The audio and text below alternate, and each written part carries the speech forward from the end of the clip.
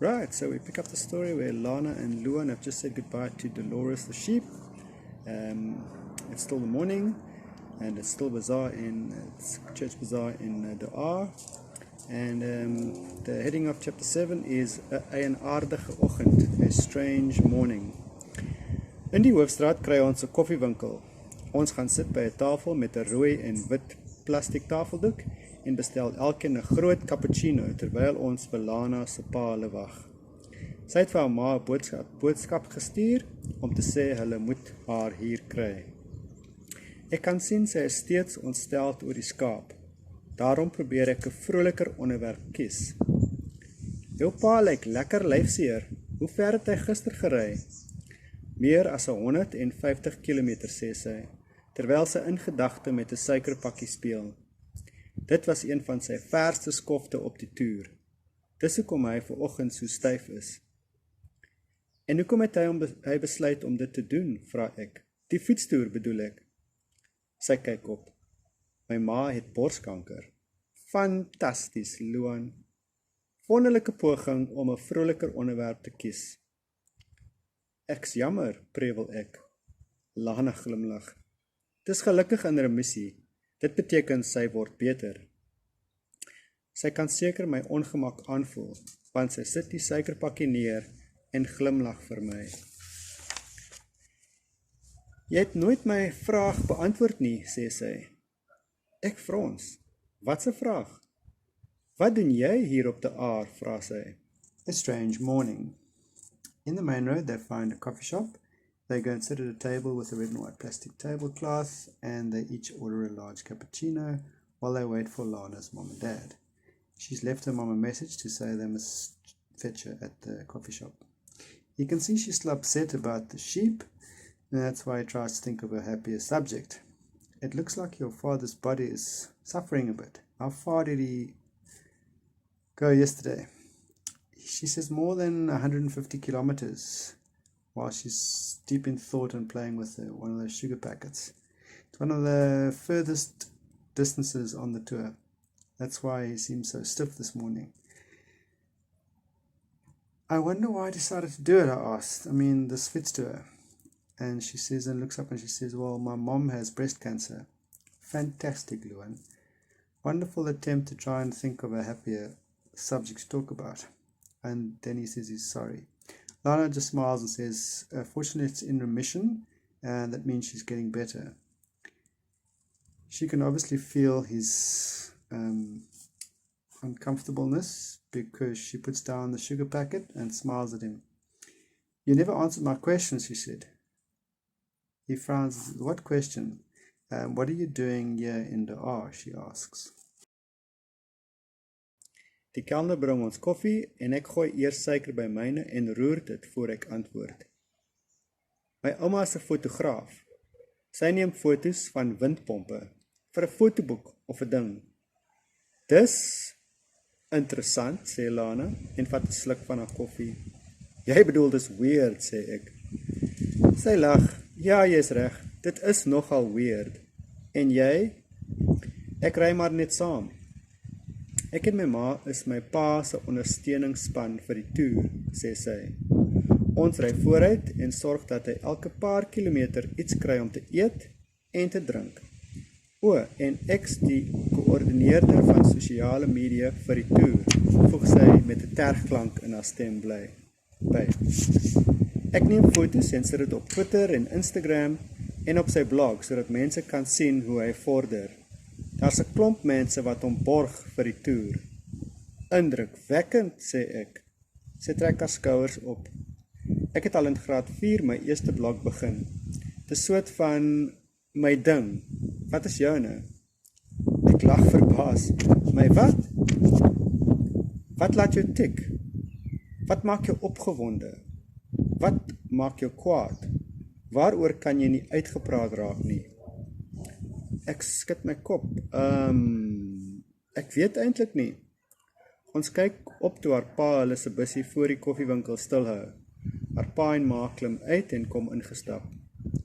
Hoe was die praatjie, vra Lana. The waiter brings their coffee and he first adds sugar to his and then he stirs it before he answers. He tells her that his granny is a photographer and she's taking photos of windmills. It's for a photo book or something. She says, that's interesting, as she has a sip of her coffee. Luan says, you mean that's weird? She laughs and says, yeah, you're right. It is a bit weird. And you? And Luan says he's just traveling with his gran. He's just riding with her. Then she says that she and her mom are her dad's support team for the tour. They travel ahead and make sure that he's got every few kilometers that he's got something to eat and drink.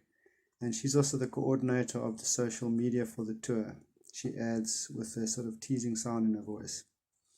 She takes photos and puts it on Twitter and Instagram and also on her dad's blog so that people can see how he's making progress. There's quite a lot of people that are Borges to sponsor, so there's quite a lot of people sponsoring him for this tour. Luan says that's quite impressive. She just shrugs her shoulders and says that she started doing her first blog when she was in grade 4. It's kind of like her thing. And then she says, what's yours? And he laughs, he's quite surprised, says, my what?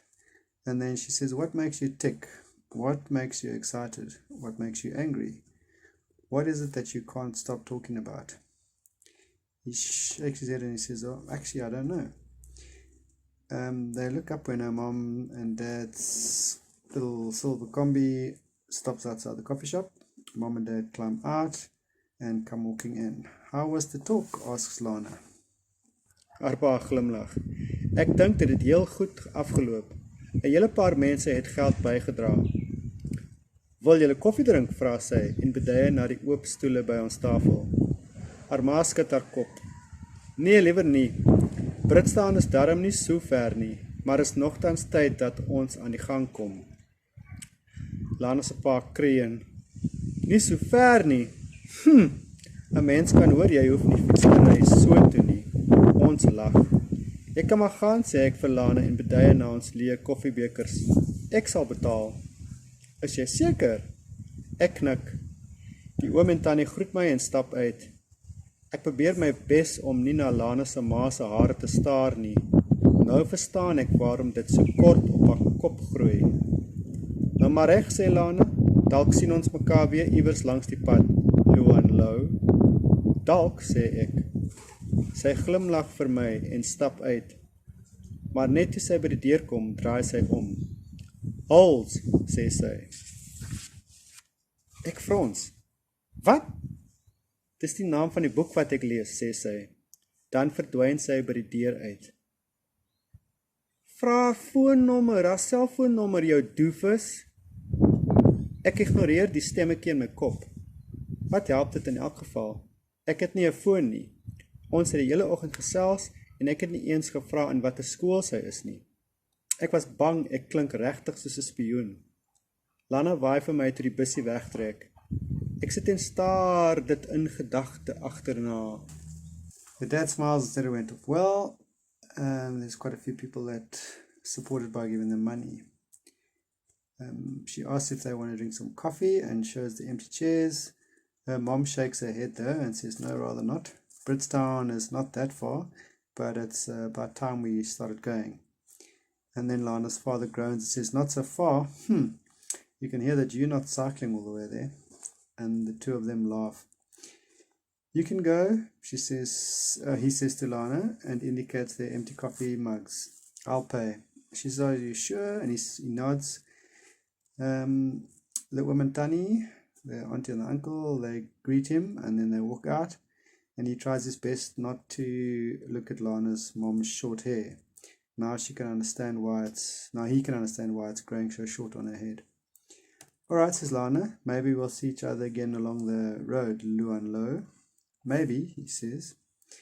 She smiles and walks out, but just when she came to the door, she turned around and said, Holes. He frowned and said, what?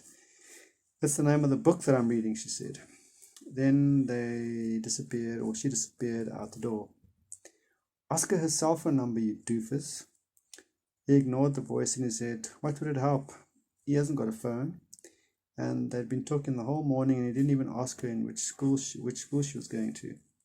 He was scared that he might really start sounding like a spy. Lana waves to him as the bus, the combi moves away, or pulls away. He sits there staring in thought. Wat op aarde het pas gebeur? Ek het 'n meisie ontmoet. Ek het vir haar pannekoek gekoop.